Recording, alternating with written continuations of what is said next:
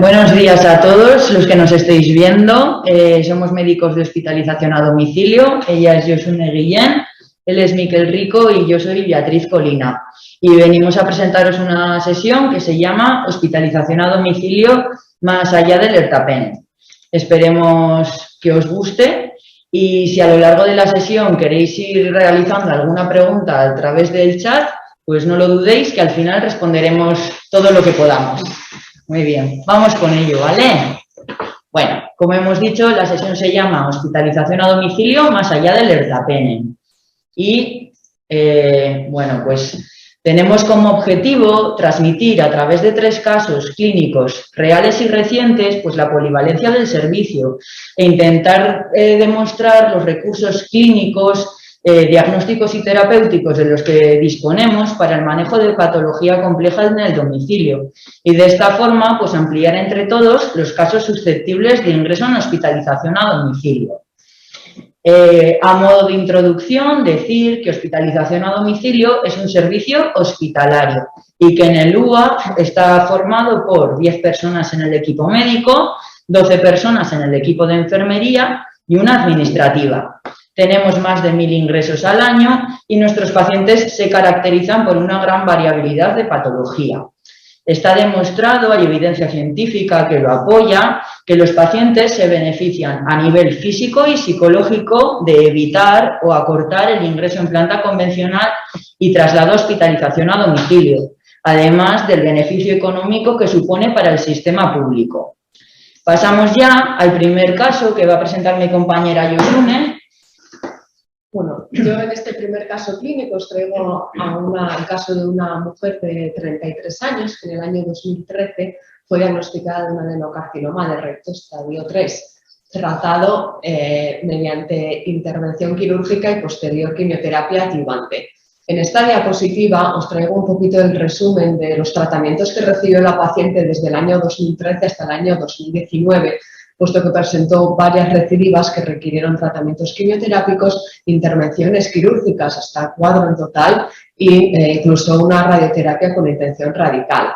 En octubre del 2019 ya hizo una diseminación a distancia, por lo que desde dicha fecha hasta marzo del 2021 recibió varias líneas de tratamiento quimioterápico con intención paliativa. Como complicaciones más importantes, la paciente tenía una ureterohidronefrosis que precisaba catéteres doble J y hacía cuadros suboclusivos intermitentes. Entonces, esta paciente ingresa a nuestro servicio en abril del 2021 desde consultas externas de oncología médica para tratamiento intravenoso por un padecimiento en la orina.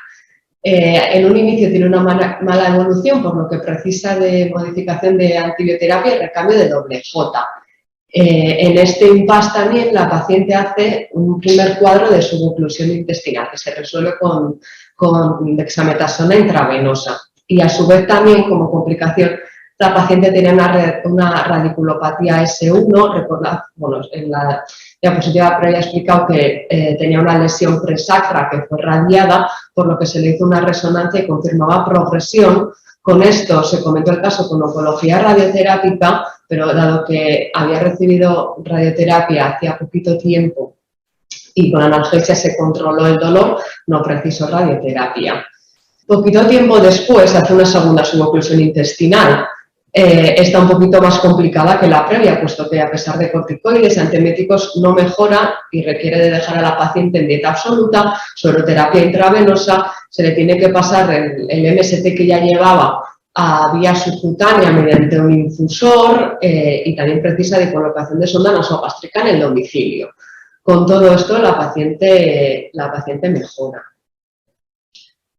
En este impasse sigue siendo valorada en consultas de oncología médica y dado el deterioro que presenta la paciente junto con la progresión de la enfermedad ya pasa a fase de cuidados sintomáticos.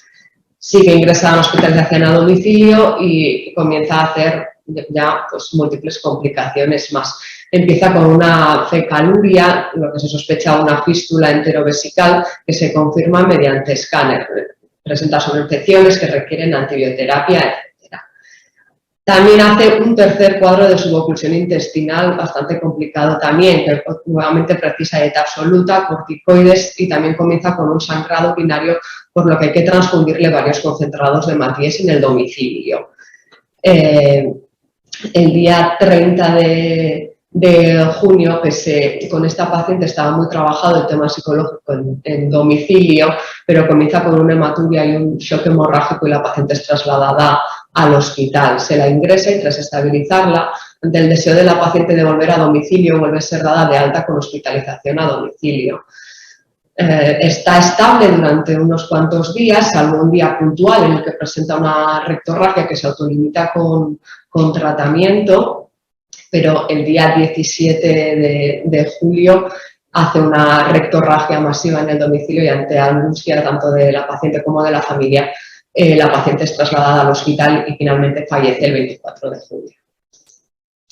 Entonces, mediante este caso clínico, las conclusiones que podemos sacar es que podemos evitar ingresos hospitalarios mediante ingresos directos en nuestro servicio desde consultas externas. Podemos manejar múltiples complicaciones agudas con posibilidad de tratamientos orales, endovenosos, subcutáneos, etc. En esta paciente, como en muchos otros, pero en esta, por ejemplo, tuvo un beneficio psicológico y físico muy importante, dado que entre otras cosas, se le evitaron hasta 6 ingresos convencionales en el hospital, y también mencionar el adecuado apoyo sociofamiliar que tenía la paciente y que nos permitía poder llevar a cabo pues, todas las técnicas y tratamientos que llevábamos en el domicilio.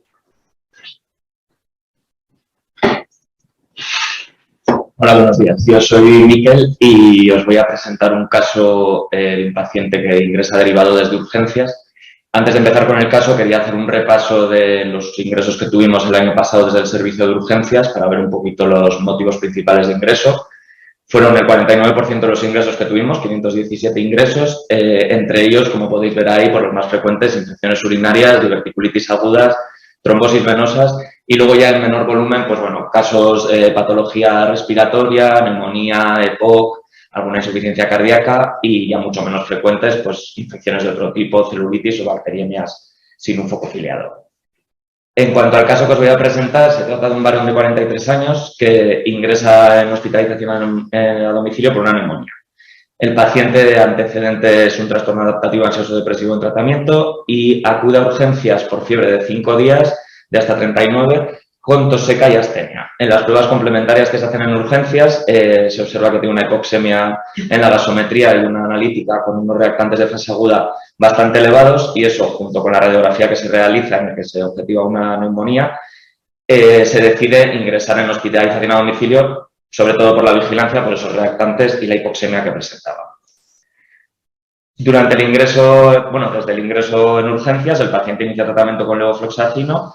En hospitalización a domicilio, debido a la mejoría clínica que tiene en los primeros días, se le mantiene el levofloxacino, aunque tiene la mejoría clínica, sí que persiste una astenia importante. Pero como el paciente se encuentra relativamente bien, se decide proceder al alta con levofloxacino oral para completar 14 días y debido a la localización atípica que tenía la neumonía y a la persistencia de esa astenia tan intensa, se decide profundizar en el estudio etiológico. Se cita en una semana al paciente para, en el caso de necesitarlo, volver a reingresar con nosotros para realizar otro tratamiento. En el estudio biológico, lo que llama la atención a nivel de microbiología es la presencia de una inmunoglobulina M fase 2 en inmunofluorescencia para Coxiella burnetii. Con este dato ya se diagnostica al paciente de una posible fiebre Q. Se le realiza una nueva anamnesis en la que se le pregunta por picaduras, contactos con ganado, que parece que el paciente no ha tenido ningún caso, lo único que tiene son los perros en domicilio. Se procede a hacer una declaración de la enfermedad, la declaración obligatoria, y se inicia doxiciclina 100 miligramos cada 12 horas, que se mantendrá durante 14 días. Para estudio de extensión se le vuelve a realizar una exploración física exhaustiva para descartar que haya afectación vascular o cardíaca por esta fiebre Q y se solicita el ecocardiograma transtorácico y una analítica con anticuerpos antifosfolípido, como indican los últimos protocolos de fiebre Q. A fin de tratamiento, tras los 14 días de doxiciclina, se reevalúa al paciente, que se encuentra asintomático, y en la actualidad nos encontramos a la espera de realizar una serología de control a los 3 meses para comprobar que se haya negativo. Por lo tanto, las conclusiones que sacamos de este caso, pues que aparte de tratar y ver la evolución de un paciente, de que nos puedan ingresar un paciente que ya esté diagnosticado y simplemente tratarlo y ver la evolución, tenemos capacidad de diagnóstico e incluso podemos citarnos a los pacientes como si se tratara de una consulta externa para pedir unas pruebas, una vez esté estable poderle dar de alta, pedirle las pruebas y reevaluarlo después. Importante también el mensaje de que nos recordéis desde urgencias que antes de cursar cualquier ingreso como una opción viable, que es más cómoda para el paciente, es más eficaz y es más barata, siempre que cumpla los requisitos de hospitalización a domicilio, como son la estabilidad de constantes, el que pueda estar acompañado del paciente y que pertenezca a nuestro área, claro. Entonces, lo que hemos visto antes, haciendo referencia a la primera diapositiva que he comentado, pues ingresos que no son tan frecuentes o motivos de ingreso que no son tan frecuentes con nosotros, como neumonías, exacerbaciones de POC, insuficiencias cardíacas, infecciones de partes blandas o intraabdominales que no sean quirúrgicas, o incluso ingresos para diagnóstico, como puede ser un deterioro general en un paciente geriátrico, un síndrome anémico que esté estable a estudio, una fiebre que esté estable a filiar, o los casos de tromboembolismo pulmonar que estén estables o que sean hallazgos incidentales, podrían ingresar directamente en hospitalización a domicilio. En resumen, si el paciente está estable, primero pensemos en Ospidom antes de pensar en el hospital.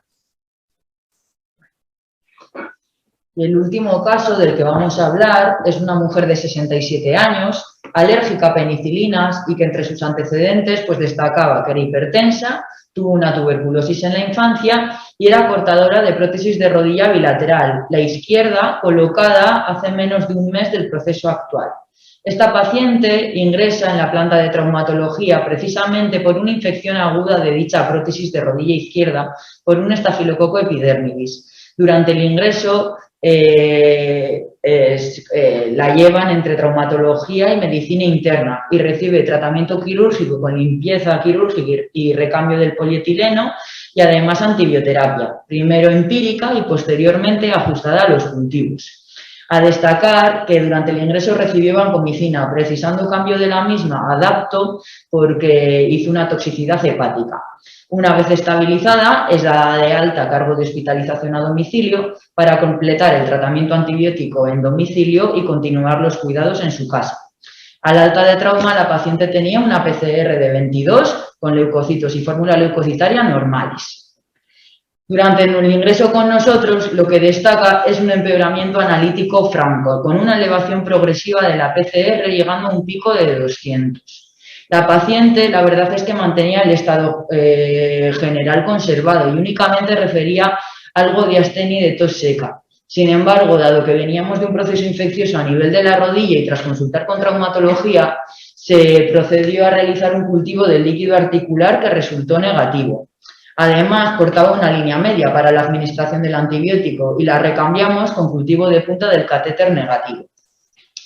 En este contexto, y dado que la paciente refería astenia y tos seca, hicimos además una placa de estudio en el que se describen opacidades bilaterales periféricas de predominio en campos medios y superiores. En ese momento, la verdad es que la incidencia por COVID-19 era bastante elevada, por lo que lo primero que hicimos fue descartar dicha patología con PCRs. Y una vez que dieron negativas, completamos el estudio ampliando con pruebas radiológicas y analíticas. En el escáner se confirman dichas lesiones y nos plantean un diagnóstico diferencial entre una neumonía eosinofílica, una neumonía organizada, cambios evolutivos de COVID-19 que no parece y embolismos sépticos que tampoco que a nivel infeccioso la evolución, al menos clínica y el cultivo de la rodilla eran negativos. Además, a destacar que en dicho escáner se describe una dilatación aneurismática de la aorta torácica que tendrá su importancia posteriormente en la toma de decisiones. Junto a este resultado del escáner y los estudios analíticos de sangre y orina, donde destacaba, además de la elevación de la PCR, una eosinofilia progresiva, consideramos que el cuadro se trataba de una neumopatía eosinofílica por daptomicina, por lo que procedimos de inmediato a suspensión de la misma y sustitución por quinolonas, ya que recordemos la paciente pues era además alérgica a penicilinas. Sin embargo, dado que presentaba esa dilatación aneurismática en la aorta de más de 5 centímetros, creímos pues, que cumplir el resto del tratamiento con una quinolona no era lo más adecuado y finalmente cumplimos el ciclo con Septrin. La paciente presentó una buena evolución clínica, analítica y radiológica. La PCR se normalizó en un par de semanas La placa de tórax también se limpió a los poquitos días y fue dada de alta con seguimiento por interna y trauma, donde ya se ha resuelto el cuadro infeccioso de la rodilla, y cirugía vascular por el aneurisma de aorta. De este caso clínico, lo que queremos resaltar es que en nuestro servicio, además de poder continuar los cuidados y tratamiento endovenoso de los pacientes en el domicilio, podemos hacer frente, igual que en el primero, pues al manejo de complicaciones agudas no esperadas, y que tenemos una capacidad de diagnóstico pues similar al de la planta para la realización de pruebas, sean radiológicas o analíticas, y que en función de los resultados de esos estudios pues tomaremos decisiones ajustándonos a la situación del paciente y de las pruebas. Finalmente, con esta sesión, el mensaje que queremos trasladar a todos es que, bueno, que somos un servicio hospitalario, que dados los recursos terapéuticos y de diagnóstico que tenemos y los beneficios que están descritos para el paciente y el sistema, que cuando os enfrentéis a la decisión de dónde tratar a un paciente, que contéis con nosotros. Y nada, que muchas gracias a todos los compañeros de nuestro servicio que nos hacen el día a día más llevadero.